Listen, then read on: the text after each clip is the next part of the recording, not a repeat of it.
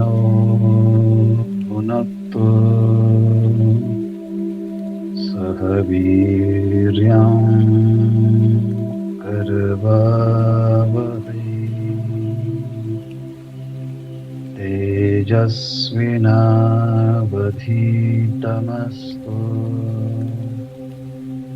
मा विद्विषावहै।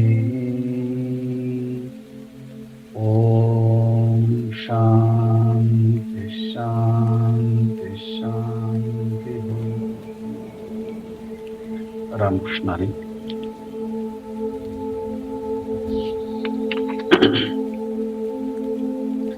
सततं कीर्तयन्तो मां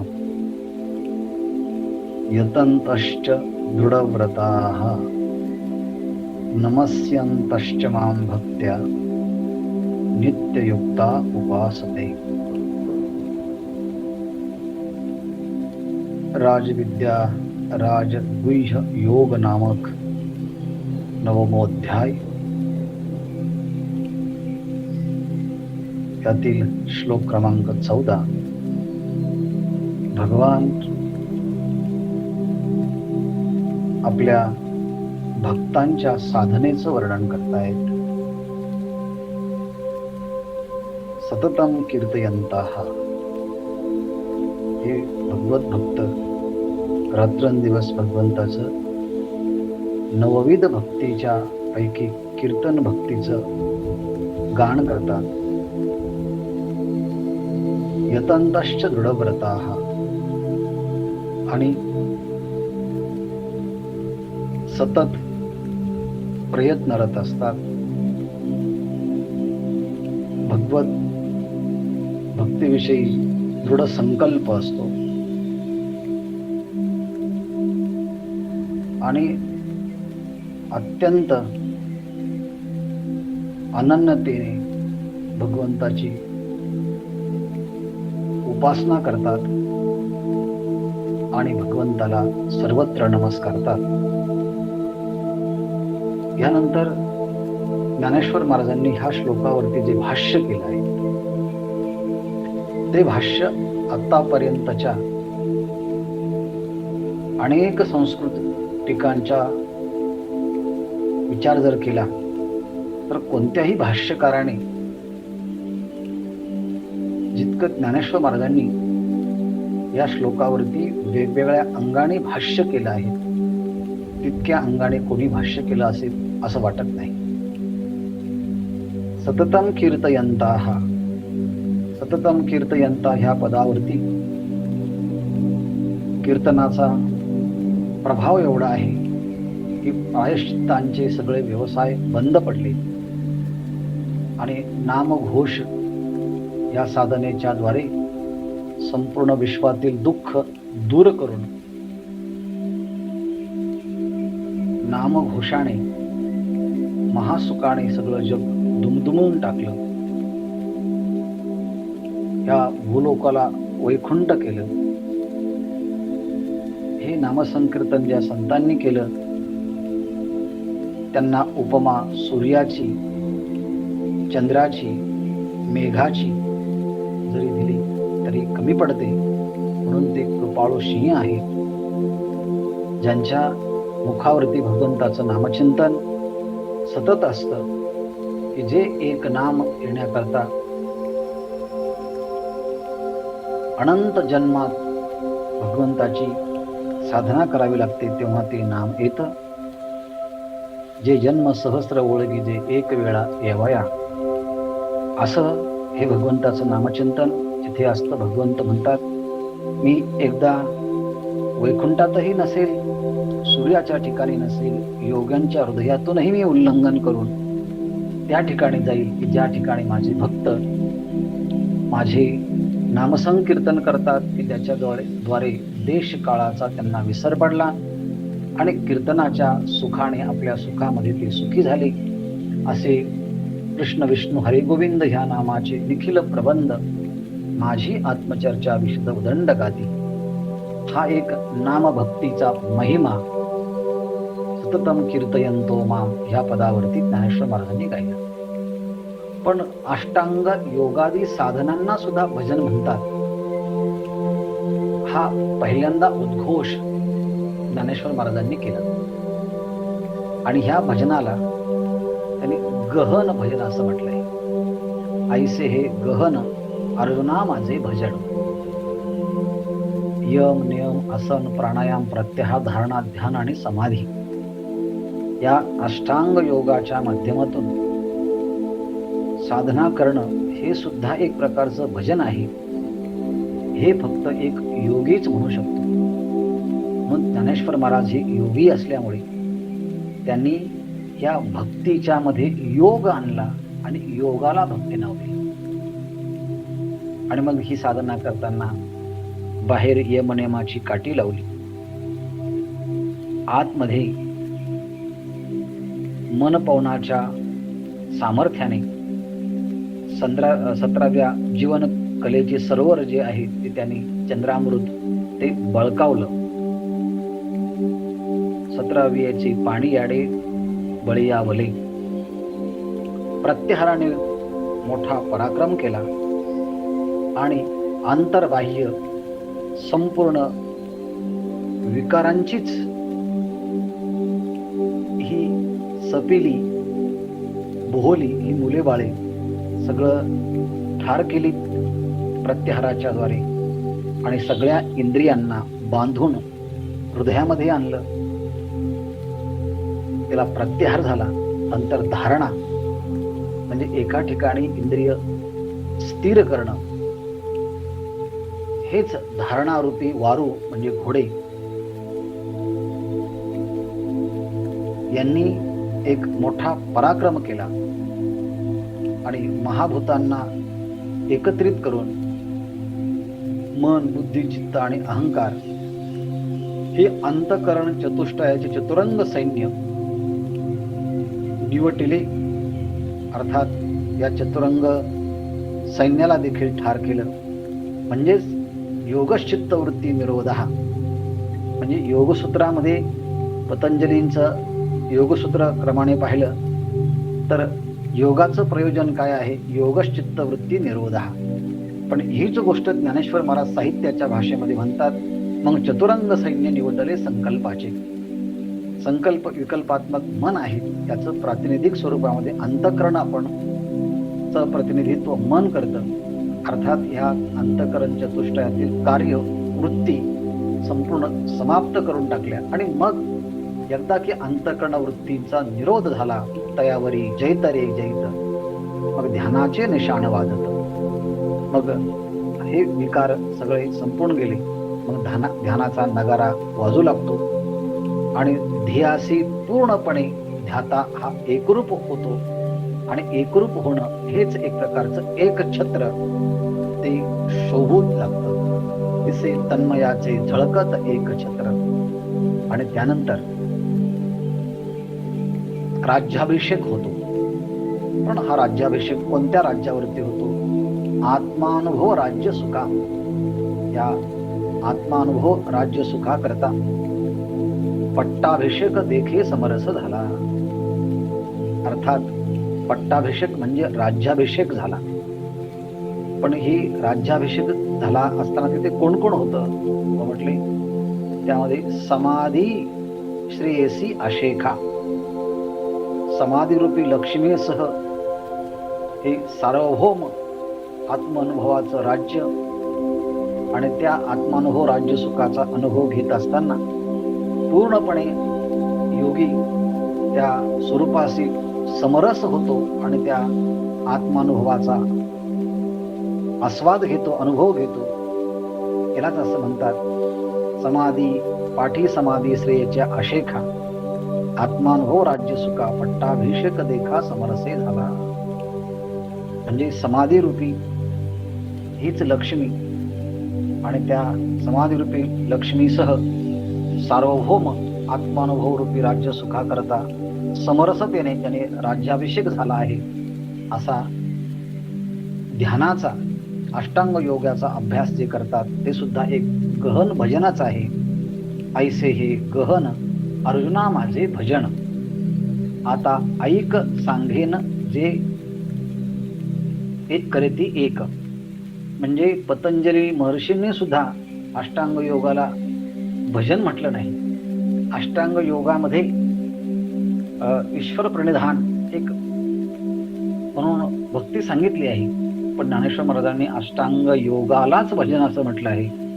ही योगामधली देखील क्रांती ज्ञानेश्वर महाराजांनी या ज्ञानेश्वरीमध्ये आणली आहे. असा या श्लोकावरचा भाष्याचा गौरव कोणत्याही योग्याने केला नाही, तो ज्ञानेश्वर महाराजांनी केला आहे.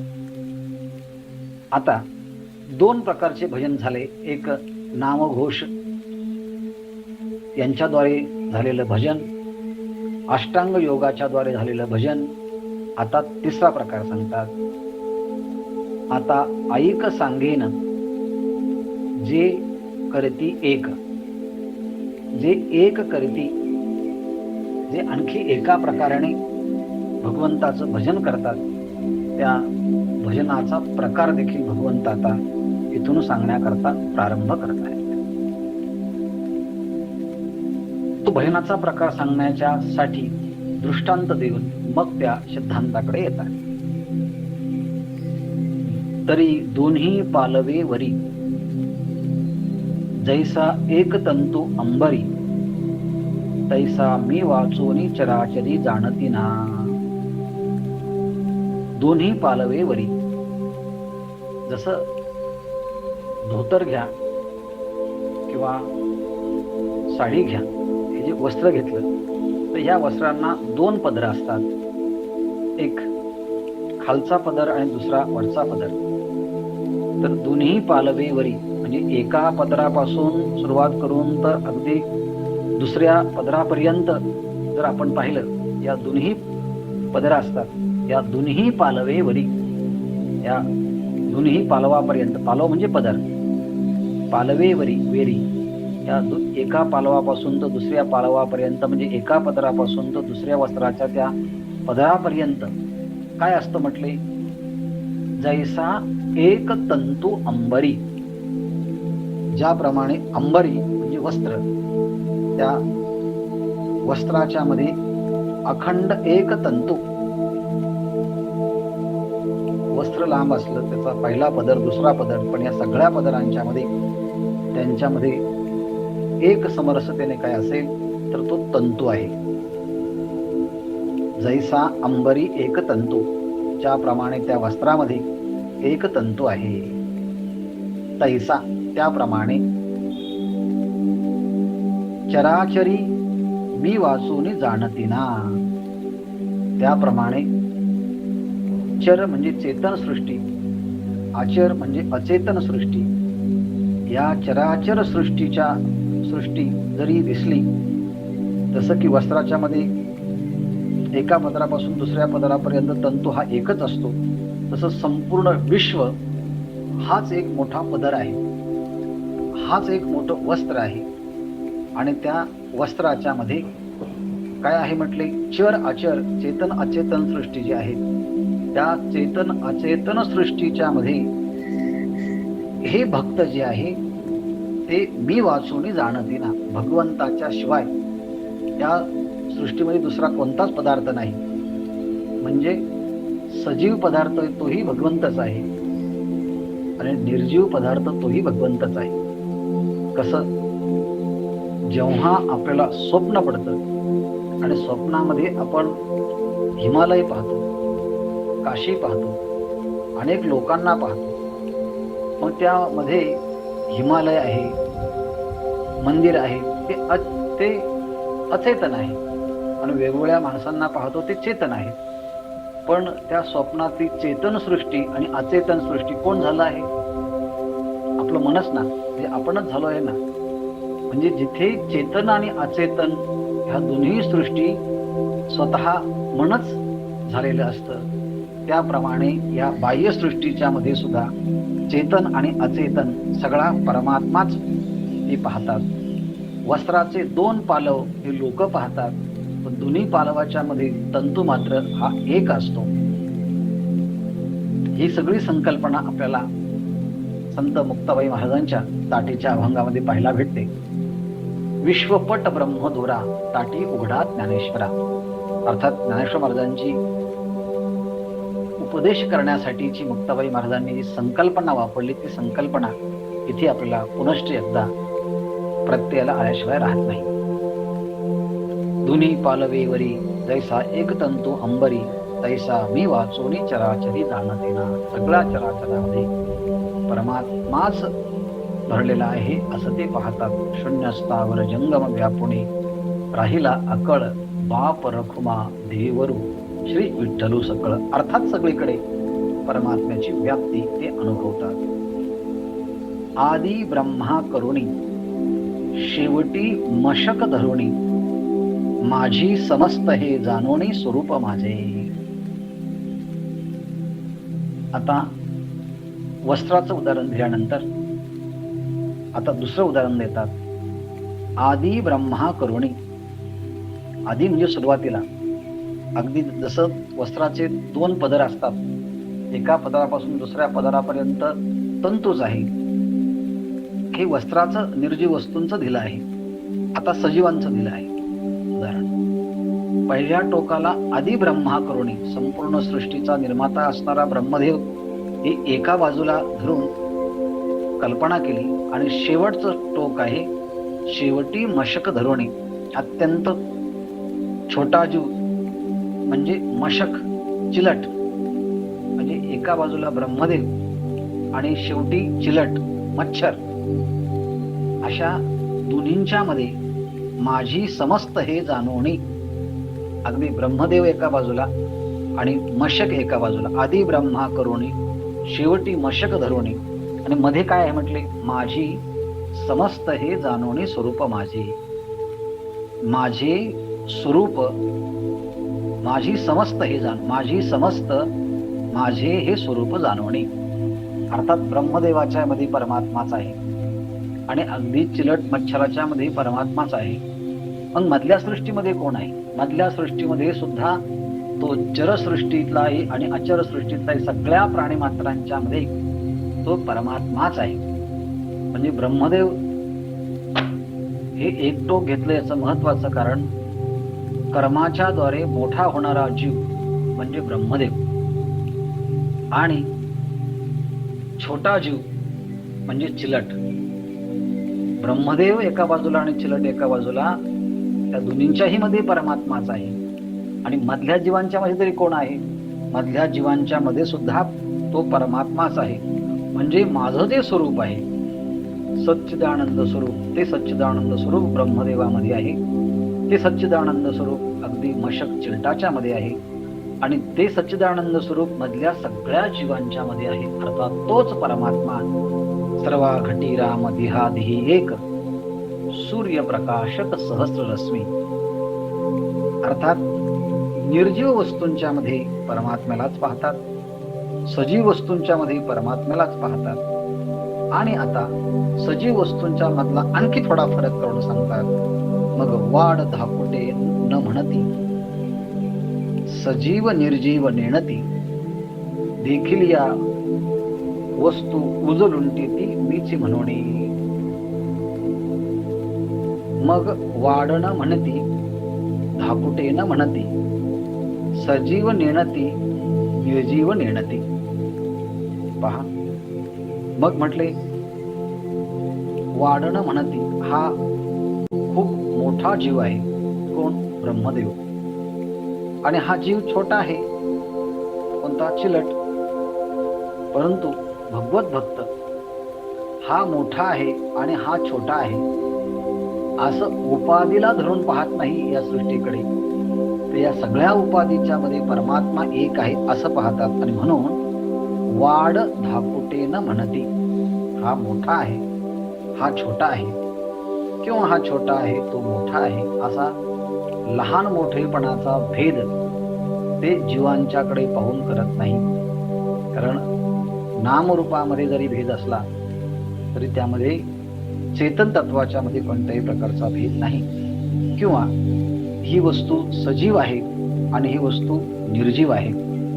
अर्थात सजीव निर्जीवतेचाही भेद करत नाही, मोठा आणि लहान यांचाही भेद करत नाही. मग काय? त्यांच्या समोर जी वस्तू दिसेल, देखील या वस्तू मग ती वस्तू लहान आहे का मोठी आहे, सजीव आहे का निर्जीव आहे, असा कोणत्याही प्रकारचा भेद न करता देखील या वस्तू, कोणतीही वस्तू त्यांनी पाहिली की उजू लुंटीती, उजू म्हणजे सरळ आणि लुंटीती म्हणजे साष्टांग दंडवत घालतात. का दंडवत घालतात? त्यांना कळत नाही का ही वस्तू सजीव आहे, निर्जीव आहे, लहान आहे का मोठा आहे? अर्थात लहानपणा, मोठेपणा, सजीव आणि निर्जीव असं त्या वस्तूंच्या आकाराला न पाहता जी समोर वस्तू दिसेल त्या सगळ्या वस्तूंच्या समोर उजू लुंटीती म्हणजे अगदी उजू म्हणजे सरळ, लुंटीती म्हणजे साष्टांग दंडवत घालतात. का घालतात? मीची म्हणवणी. त्या सगळ्या वस्तूंच्या मध्ये मीच आहे. सजीवाच्या मध्ये मीच आहे, निर्जीवाच्या मध्ये मीच आहे, वाढ मोठ्या वस्तूंच्या मध्ये, व्यक्तीच्या मध्ये मीच आहे, आणि धाकुटे लहानांच्या मध्ये सुद्धा मीच आहे. मग आता अशा भगवत भक्तांना परमात्म्याची अनुभूती सगळ्याच वस्तूंच्या मध्ये येते. त्यामुळे ज्याही वस्तूला ते पाहतात त्या वस्तूला पाहिल्याबरोबर साष्टांग दंडवत घालतात. आणि साष्टांग दंडवत काय म्हणून घालतात? तर त्यांना सगळ्यांच्या मध्ये तो परमात्माच दिसतो, म्हणून देखील या वस्तू पाहिल्याबरोबर उजू लुंटी सरळ दंडवत घालतात. कारण का? मीची म्हणून त्या सगळ्यांच्या मध्ये मीच आहे म्हणजे परमात्माच आहे असं अनुभूती घेऊन ते त्यांना नमस्कार करतात. म्हणून नमस्कार करणं हे सुद्धा एक प्रकारचं उत्तम प्रकारचं भजन आहे. पंढरपूरमध्ये किंवा पंढरपूरचे जे भक्त आहेत, म्हणजे पांडुरंग परमात्म्याचे जे भक्त आहेत, ते समोर लहान मुलगा असेल, मोठा असेल, जो कोणी वारकरी म्हणून समोर दिसेल एकमेकांना, ते एकमेकांना नमस्कार करतात, दंडवत घालतात, चरणावरती मस्तक ठेवतात. पंढरीशी लोका नाही अभिमान, पाया पडे जन एकमेका.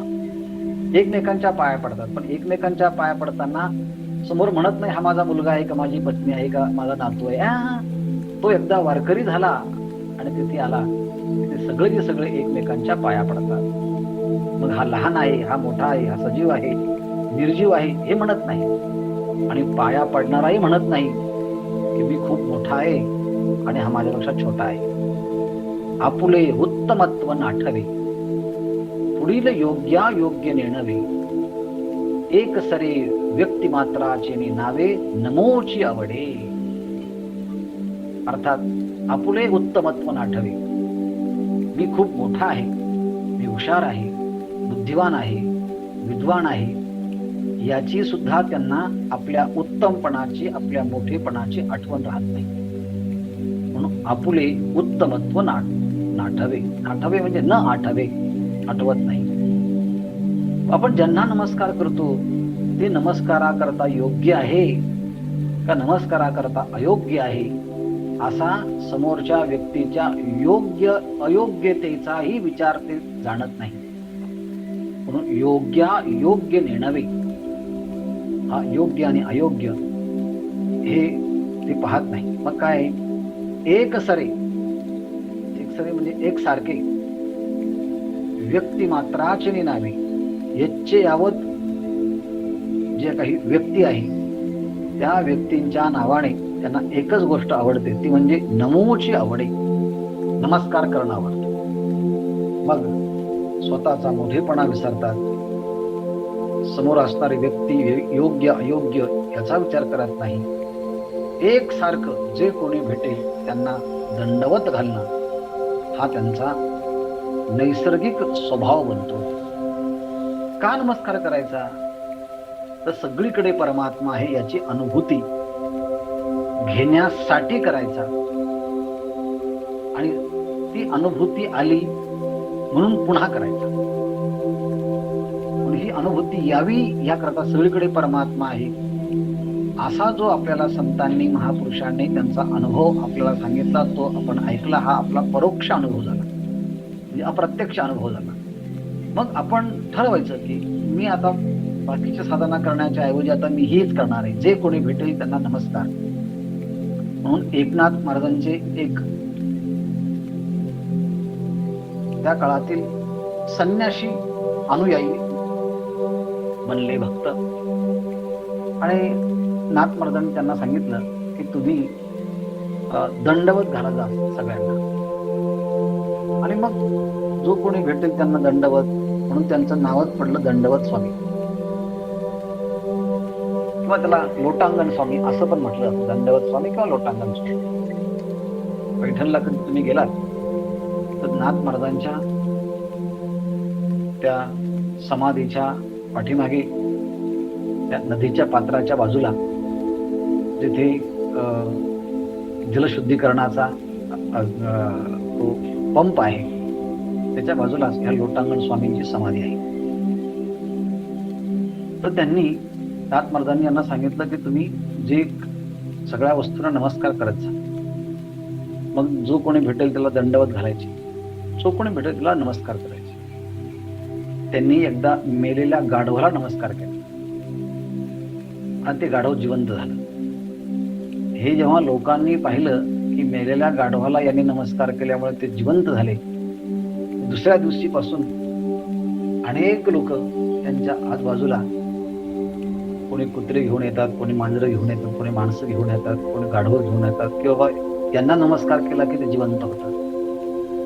इतकी गर्दी झाली त्या दंडवत स्वामींच्या बाजूला. तेव्हा नाथ महाराजांनी सांगितलं, तुम्हाला आता हे लोक काही साधना करू देणार नाही, तुम्ही आता सरळ समाधी घेऊन टाका.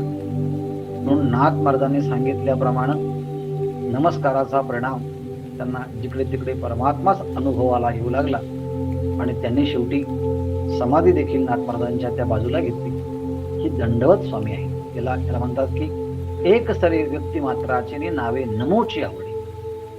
एक सारखं सगळ्या प्राणी मात्रांना नमस्कार करणं हे त्यांना आवडतं. आणि हे जे नमस्कार करणं आहे हा त्यांचा नैसर्गिक स्वभाव कसा बनतो हे पाहायचं असेल, तुम्ही कधी आमच्या डॉक्टर महाराजांच्याकडे गेलात, लहान मुलगा गेला तरी त्यांना ते नमस्कार करतात, मोठा गेला तर नमस्कारच करतात. जो कोणी त्यांच्याकडे गेला ते पहिल्यांदा नमस्कार करतील. किंवा त्यांच्याबरोबर कधी मंदिरात दर्शनाला जाण्याचा जेव्हा योग येतो तर ते रस्त्याने जे जे भेटतील त्यांना नमस्कार करत जातात. पण कधी कधी आम्हाला असं वाटतं की त्यांना पुढे जाऊ द्यावं आणि मग मागून जावं किंवा आपण पुढे जाऊ. तर त्यांना इथून आपल्या स्थानापासून निघाल्यानंतर मंदिरापर्यंत इतके लोक भेटतात, ते सगळ्यांना नमस्कार करतात रस्त्याने. मग हजारदा का चप्पल काढणं होईना, पुन्हा नमस्कार करणं, पुन्हा नमस्कार करणं. त्याला म्हणतात की एक सरे व्यक्तिमात्राचे नावे नमोची आवडे. सगळ्यांना ते सारखा नमस्कार करतात. आणि हे प्रकार कसा आहे म्हटले, जैसे उंची उनी उदक पडिले ते तळवटीवरी येऊ उगले, तैसे नमिजे भूत जात देखिले ऐसा स्वभावची तयाचा. म्हणजे इतकी नैसर्गिक गोष्ट ही होते की तो त्यांचा शेवटी स्वभाव बनतो. नैसर्गिकरित्या कसा बनतो, ज्याप्रमाणे उंचीवरुणी, म्हणजे उंची होणी म्हणजे अशा उंच असणाऱ्या पर्वतावरून किंवा उंच ठिकाणावरून पाणी जर सोडले तर ते काय करतात, उंची उणी उदक पडली. धबधब्यावरून पाणी जर सुटलं तर काय, तळवटीवरी ए उगले. ते थेट तळवटी म्हणजे मध्ये कुठे न थांबता अगदी त्या पृथ्वीच्या तळापर्यंत येऊन ते थांबतं. याप्रमाणे उंची उनी उदक पडले ते तळवटीवरी उगले. तळवटी म्हणजे अगदी पृथ्वीच्या ह्या तळभागापर्यंत सरळ ते खाली येऊन थांबतं. त्याप्रमाणे तैसे नमिजे भूत जात देखिले ऐसा स्वभावची तयाचा. तैसे भूत जात देखिले नमिजे. भूतजात जेवढे काही प्राणी मात्र आहे ते प्राणी मात्र समोर ते त्यांनी पाहिले की त्यांना ते नमस्कार करतात. तैसे नमिजे भूतजात देखिले, कुणी असो त्यांना नमस्कार करणं हा ऐसा तयाचा स्वभावची, हा त्यांचा स्वभावच असतो.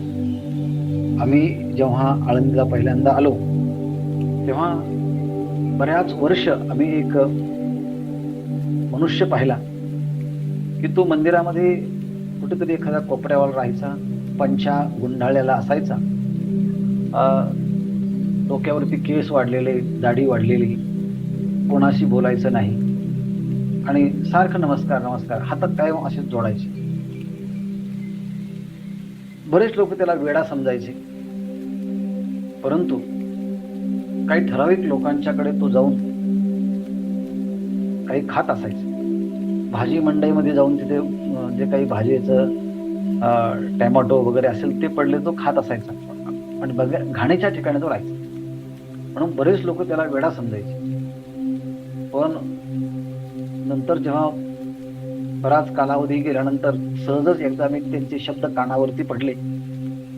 अत्यंत अस्खलित मराठी बोलत होते आणि मधून मधून ते इंग्रजी सुद्धा बोलायचे.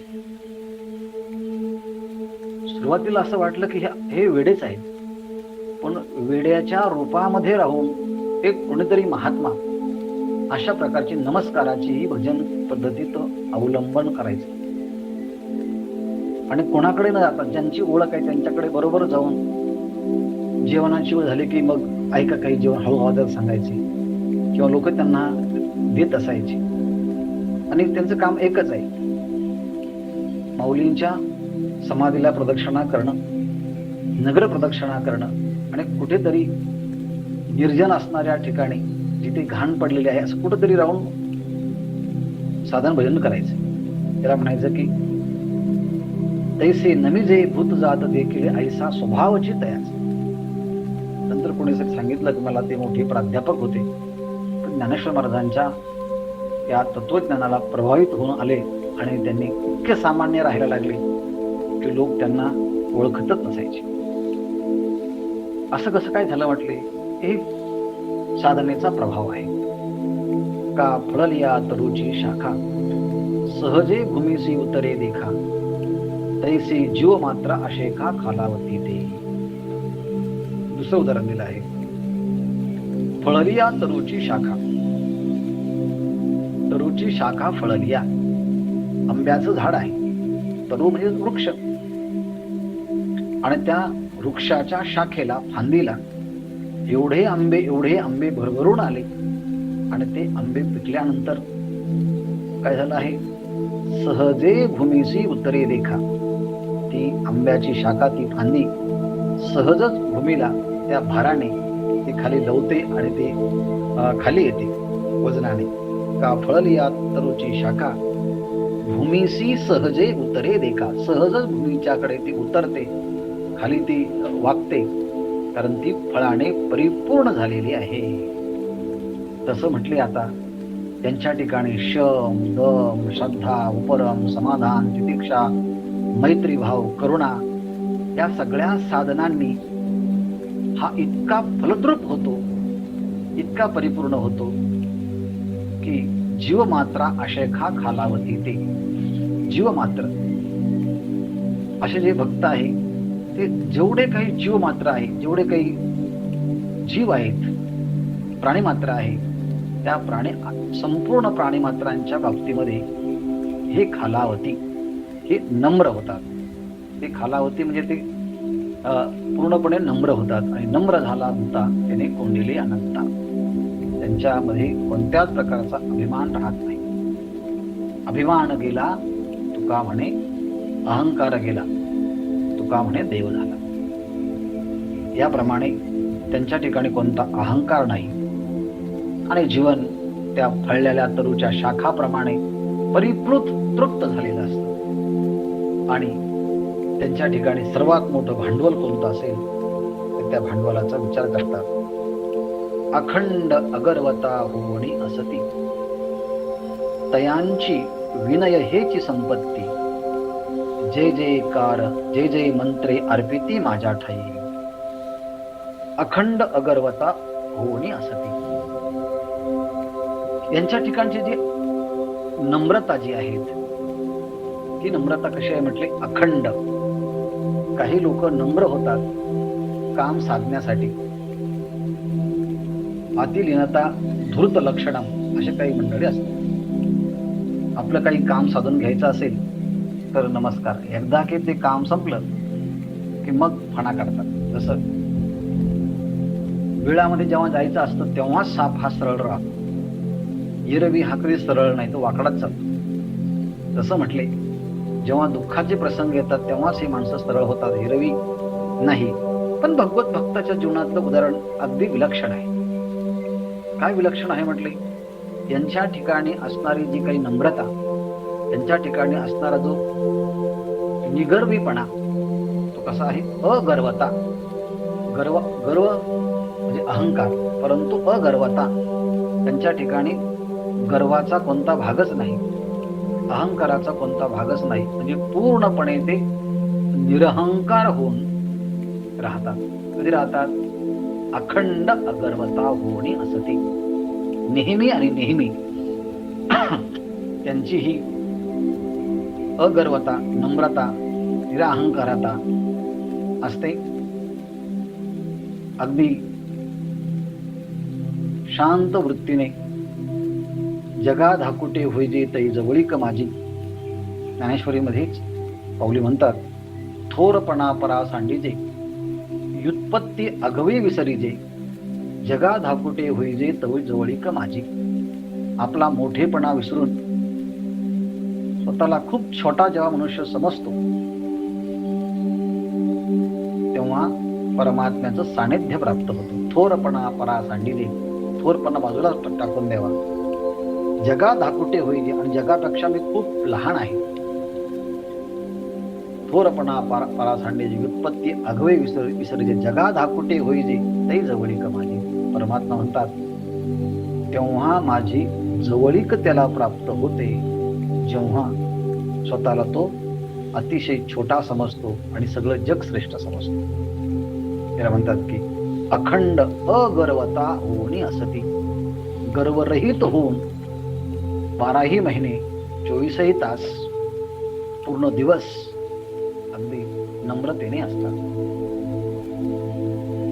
मग त्यांच्या ठिकाणी काय? तयांची विनय हेची संपत्ती. त्यांच्या ठिकाणी विनय म्हणजे नम्रता, हीच त्यांची खरी संपत्ती आहे. आणि ही विनय, ही नम्रता, ही त्यांची संपत्ती असल्यामुळे ही नम्रता या संत महापुरुषांच्या ठिकाणी सदा सर्व काळ त्यांच्यामध्ये प्रतीतीला येते. आणि जे कोणी भेटेल ते भेटल्याबरोबर काय म्हणतात? जय जय मंत्र अर्पिती. जय हो जय हो जय हो, जय हो जय हो असं म्हणतात. मग ते जय हो कोणाला म्हणतात? तर जय हो असं म्हणताना जे जे कोणी दिसतील त्या सगळ्यांच्या मध्ये ते स्वतःच्या इष्ट देवतेला, परमात्म्याला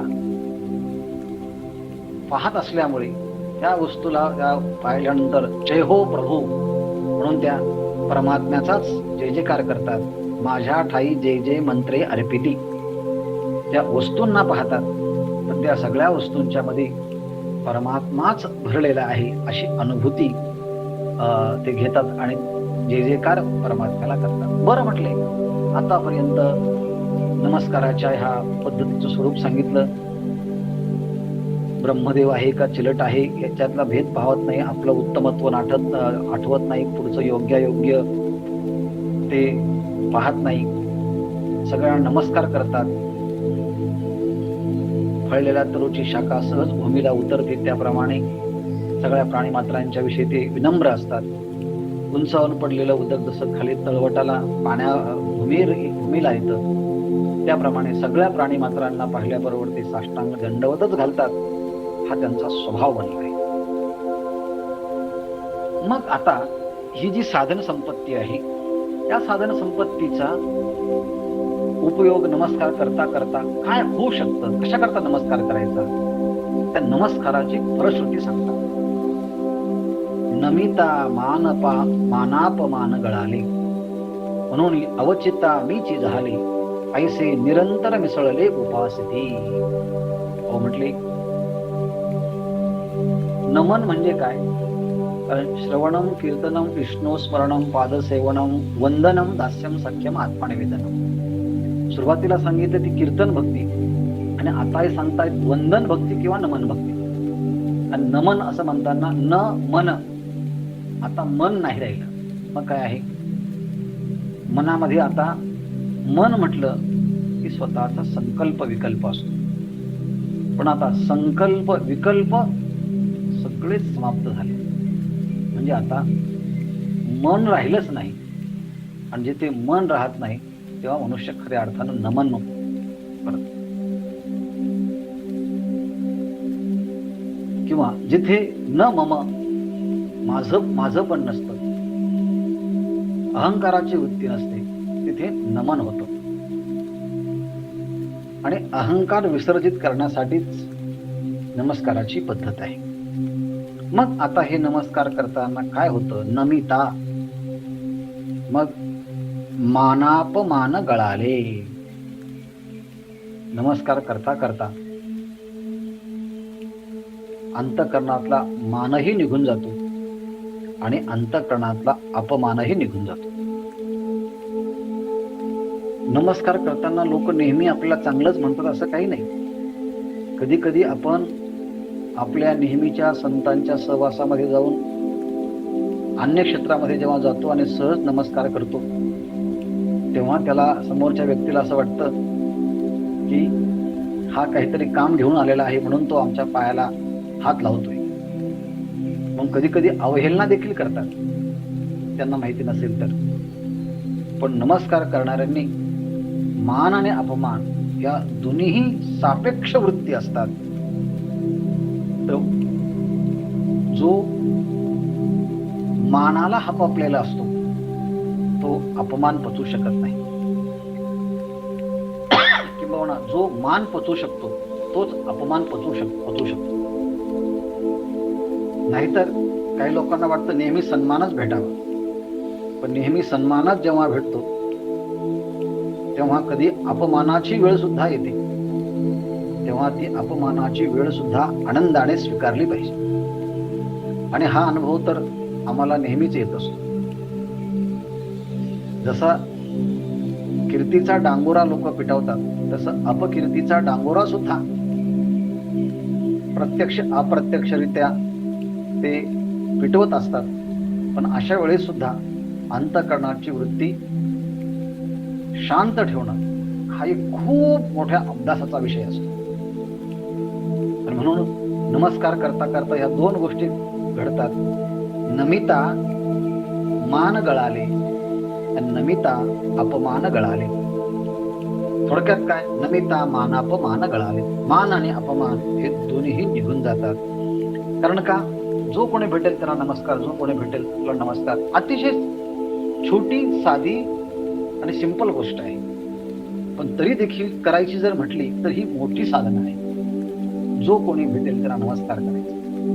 नमस्कार करता करता एका बाजूला मानापमान हे संपून जातात आणि अचानक पाऊली म्हणतात, म्हणून अवचिता मीची झाले. आणि अकस्मात या नमस्कार करण्याच्या पद्धतीमुळे ते मत स्वरूपाला येऊन प्राप्त होतात.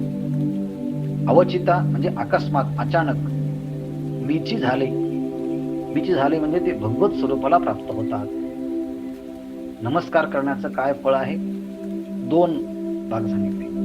नमिता मान गळाले, नमिता अपमान गळाले. आणि अवचिता मीची झाले, आणि अचानकपणे ते नमस्कार करता करता त्या परमात्म्याशी एकरूप होऊन जातात. याप्रमाणे ऐसे निरंतर मिसळले उपासिती, याप्रमाणे अखंड निरंतर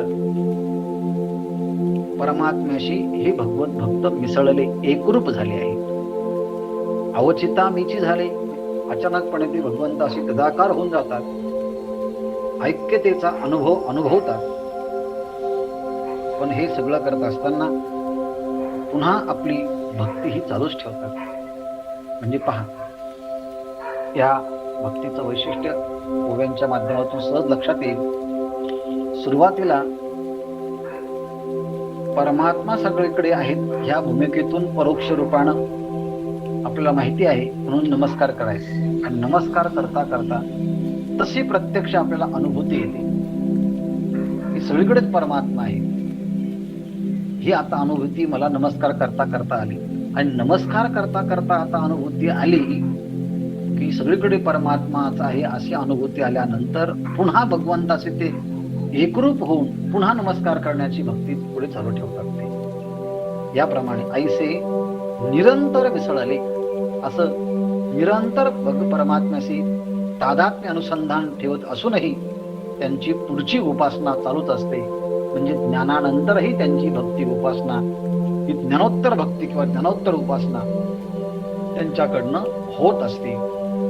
अर्जुना ही गुरुवी भक्ती सांगितली तुझं प्रती. अर्जुना ही गुरुवी म्हणजे श्रेष्ठ भक्ती. तुला मी ही नमस्कार करण्याची ही भक्ती, नमन भक्ती जी आहे, वंदन भक्ती जी आहे, ही भक्ती म्हणजे गुरुवी भक्ती. गुरुवी भक्ती म्हणजे सगळ्या भक्तींची गुरु असलेली ही गुरुवी भक्ती आहे, असा एक अर्थ केला. सगळ्या भक्तींच्या मध्ये गुरु असलेली, श्रेष्ठ असलेली ही गुरुवी भक्ती. आणि दुसरी आहे जी गुरूंच्या सानिध्यामध्ये राहून गुरु परंपरेच्या द्वारे नमस्काराचं महात्म्य कळाल्यानंतर ही ज्यांच्याकडनं ही मिळाली, ही गुरु परंपरेतली ही गुरुवी भक्ती आहे. कारण अभिवादनशीलस्य नित्यम ऊर्ध्वोपसेविना चत्वारी तस्य वर्धन्ते आयुर्विद्या यशोबलम, असं म्हटलं जातं की श्रेष्ठ महापुरुषांना नमस्कार केल्यानंतर किंवा नमस्कार करण्याचा स्वभाव ज्यांच्या ठिकाणी आहे त्यांना फल काय प्राप्त होतं. अभिवादनशीलस्य नित्यम वृद्धोपसेविना, नित्य ज्ञानवृद्ध तपवृद्ध वयोवृद्ध असणाऱ्या महापुरुषांना नमस्कार जर केला तर काय प्राप्त होतं. आयुर्विद्या यशो बलम, त्याच्या जीवनामध्ये आयुर, विद्या, यश आणि बल या चार गोष्टी त्याला सहज प्राप्त होतात. चत्वारी तस्य वर्धन्ते आयुर्विद्या यशो बलम, या चार गोष्टी त्याच्या जीवनामध्ये सहज वृद्धिंगत होतात जो नमस्कार करतो. याप्रमाणे ही गुरुवी भक्ती अर्जुना तुला मी सांगितली. आता ज्ञान यज्ञ यजती ते भक्त ऐके. आता ज्ञानरूपी यज्ञाच्या द्वारे जे भक्त भजन करतात त्या भक्तांच्या लक्षणांचा प्रकार आता भगवंत सांगणार आहे. जसं अष्टांग योगाची साधना करणं ही भक्ती आहे, नमस्कार करणं ही एक भक्ती आहे. भगवंताच्या नामचिंतनाचा एकत्रित येऊन मोठ्या गर्जनेने उद्घोष करणं, घोष करणं ही एक भक्ती आहे. त्याप्रमाणे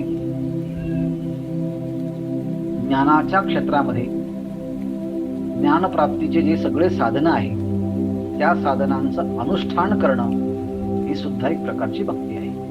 म्हणजे कोणतं? शम, दम, श्रद्धा, उपरम, समाधान, तितिक्षा, हे सगळं श्रवण, मनन म्हणजे ध्यासन, हे सगळ्या ज्ञानभक्तीचे, ज्ञानाचे सगळे साधनं आहेत. आणि म्हणून या ज्ञान यज्ञाच्या द्वारे जे यजन करतात, जे भजन करतात, त्या भजन करण्याच्या भक्तीचा जो काही प्रकार आहे तो प्रकार भगवंत म्हणतात तुला मी आता अर्जुना सांगणार आहे. पण त्या अगोदर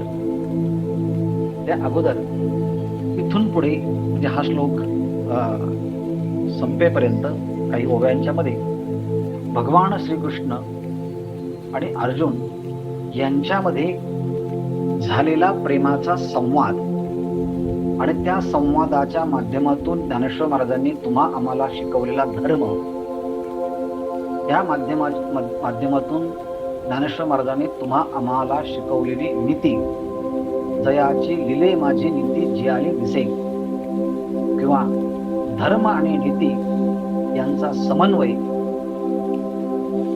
भक्ती आणि ज्ञानाच्या मध्ये कसा घालून दिला आहे, हा उत्तम प्रकारच्या संवादातला काही भाग आपल्याला यातून पाहायला भेटणार आहे. आणि म्हणून या 3 प्रकारच्या भक्ती सांगून झाल्यानंतर चौथी ज्ञानाची भक्ती सांगावयाची ज्या पुढच्या श्लोकामध्ये आहे त्या श्लोकाचा एक प्रकारे थोडा उपोद्घातच या संवादाच्या माध्यमातून ज्ञानेश्वर महाराज मांडतायत. त्याचं सुत वाचे आपण करूया आणि उर्वरित भाग आपण उद्या पाहूया.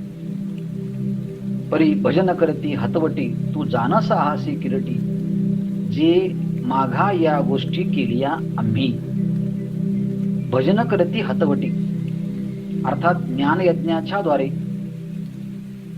जे भक्त हतवटी भजन करती, अत्यंत कुशलतेने अत्यंत चांगल्या पद्धतीने जे ज्ञानयज्ञाच्या द्वारे भजन करतात. अर्जुना, हे किरीटी, तू जाणत आहासी, तू चांगलं हे जाणतोस.